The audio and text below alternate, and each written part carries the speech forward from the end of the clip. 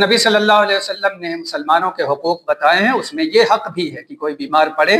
تو اس کی عیادت کے لیے جانا چاہیے۔ عیادت کے لیے جانے کا مطلب یہ ہوتا ہے کہ انسان جائے، اس کی خیریت پوچھ لے، اس کے لیے خیر کے کلمات کہہ دے، اس کے لیے دعائیں کر دے، کچھ ایسی اچھی باتیں کر دے جس سے اس کو خوشی حاصل ہو جائے، اس کو راحت محسوس ہو، آخرت کا بھی ذکر کر دے تاکہ اس طرح اسے اللہ کی یاد آ جائے اور آخرت کے لیے وہ تیاری کرنا شروع کر دے اور دل سے اللہ کی طرف راغب ہو جائے، اللہ سے محبت کی باتیں اس کے سامنے ہو جائیں، اور یہ بھی یاد دلا دیا جائے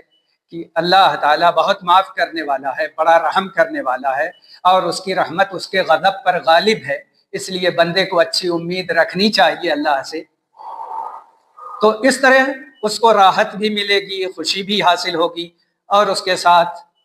وہ اگر کوئی کوتاہی کیا ہے تو اسے یہ بھی ذکر کر دیا جائے، بتا دیا جائے کہ ایک انسان دنیا سے جائے تو اس کے اوپر کسی کا حق باقی نہ رہے، تو جن کے حقوق ہیں انہیں ادا کر دیا جائے، اور اگر وصیت اسے کچھ کرنی ہے اور یہ وصیت ضروری ہے تو وہ وصیت کر دے، بلکہ لکھوا دے یا لکھ دے، اس طرح کی باتیں بتا دینی چاہیے، کیونکہ عبداللہ ابن عمر رضی اللہ عنہ کی روایت میں یہ موجود ہے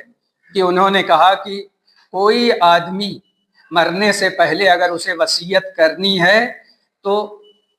2 دن بھی نہ گزرے مگر وہ اپنی وصیت لکھ کر اپنے تکیے کے نیچے رکھ دے یا محفوظ جگہ پر۔